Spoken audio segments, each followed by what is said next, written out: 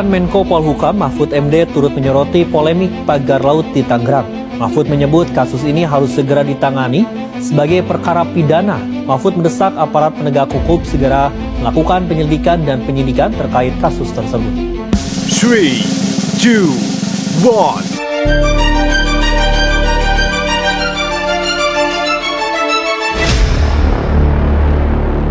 1. Swadaya kita sebutlah itu masyarakat, begitu kira-kira. Kita tunggu kemana sebenarnya arah penyelesaian pagar laut yang ada di Tangerang itu.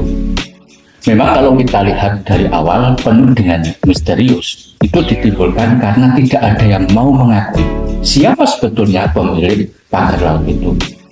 Baru kemudian setelah ada investigasi dari ATR BPN dan juga pihak yang lain, kemudian ditemukan siapa sebenarnya pemilik perusahaan yang menguasai lokasi pagar laut di Tangerang tersebut.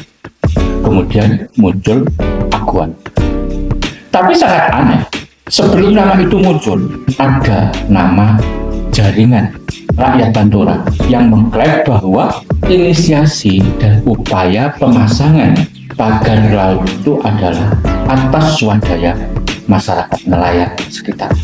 Tapi kan kemudian ini timbul polemik dan kemudian dibantah oleh salah satu tokoh nelayan Banten, Khalid menganggap bahwa klaim yang dilakukan oleh JRP, Jaringan Rakyat Pantura, itu sangat tidak rasional. Kenapa?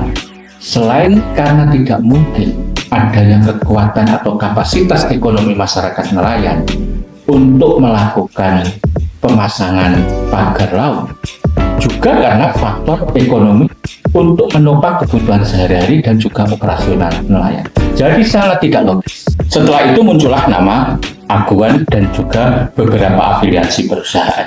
Tapi tiba-tiba ada klarifikasi bahwa lahan yang ada di seputar pagar laut itu dulunya itu katanya daratan, kemudian terabrasi.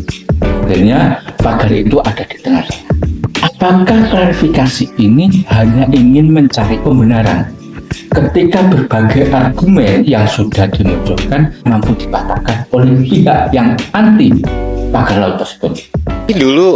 Dulu saya observasi Kali Cisadane bersama ITI itu batasan di situ Kohod ya. Terus abrasi melanda ya kan, hampir dari dulu hampir 1 kilo sekian sampai terus sekarang sudah sekian puluh tahun ya, 30-40 tahun ya kalau kita lihat, akhirnya hampir 3-4 kilometer ya. Kelihatannya seperti ini. Karena pada intinya nanti siapa sih yang akan bisa membuktikan fakta-fakta yang ada di lapangan? Tentu saja adalah para nelayan. Karena nelayan itu yang setiap hari tahu persis persoalan yang ada di sekeliling pesisir tersebut. Cuma masalahnya, apakah nanti nelayan juga akan steril?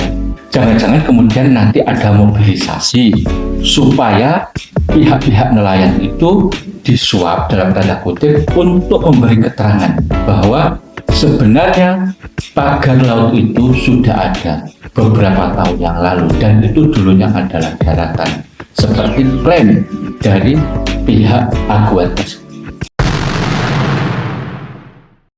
Pada waktu itu ya tinggal bersikap aja bagaimana pemerintah menyelesaikan ini, karena ada fakta penyerobotan dan penerobosan. Penyerobotan terhadap bagian laut, kemudian ada penerobosan terhadap hukum secara ilegal.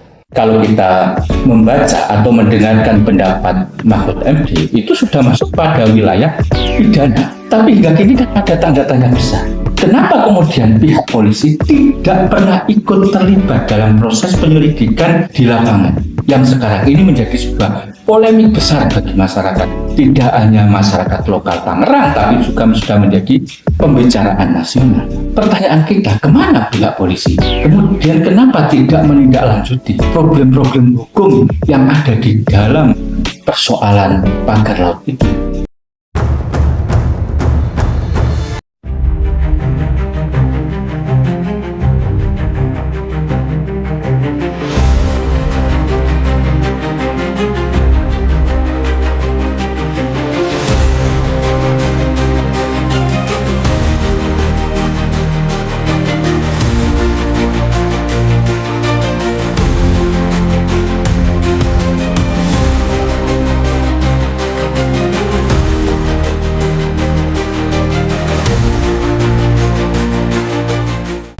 asumsi publik itu benar, selama ini menengarai tidak mungkin polisi akan mau melakukan sebuah proses penyelidikan, bahkan meningkatkan pada tahap penyidik.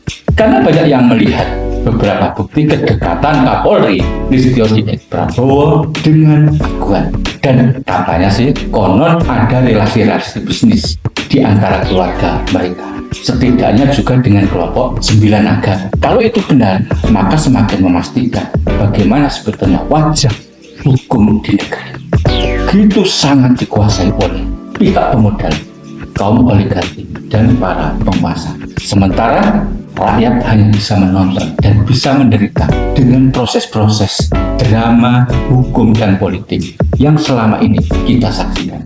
Kalau ingin menyelesaikan persoalan pagar laut yang ada di Tangerang, maka kita juga harus melacak sejak periode siapa pagar itu ada. Dari berbagai media bahwa pagar itu berdiri sejak Agustus 2023. Maka pagar itu hadir di tengah rezim kekuasaan Presiden Jokowi, dan para menteri tentu saja adalah menjadi bagian yang terkoneksi dengan kepentingan politik Jokowi. Kalau kita sudah mampu membaca dan melihat peta persoalan yang sebenarnya, seharusnya polisi harus menindaklanjuti. Itu pertama. Kedua, polisi juga harus berani memanggil baik itu mantan Presiden Jokowi, Aguan, maupun Antoni Salim yang diindikasikan memiliki kepentingan di tengah-tengah persoalan pagar laut. Tapi kelihatannya sangat sulit kita berharap dengan keberanian kepolisian untuk menegakkan keadilan di tengah-tengah persoalan patok laut di Tangerang ini. Saya yakin Listio Sigit tidak akan berani menginstruksikan anak buahnya untuk memeriksa Presiden Jokowi, karena dia akan terafiliasi secara politis dengan Presiden Jokowi. Di samping itu, Listio Sigit juga tidak akan berani memanggil Aguan maupun pihak-pihak yang punya korelasi dengan patok laut tersebut. Padahal itu adalah kunci utama untuk menyelesaikan problem lebih lanjut yang berawal dari patok laut, kemudian munculnya HGB dan juga SHM. Tapi saya penyelesaiannya nanti akan parsial, tidak merupakan penyelesaian yang holistik, kemudian itu betul-betul menunjukkan rasa keadilan bernegara, berbangsa. Terima kasih.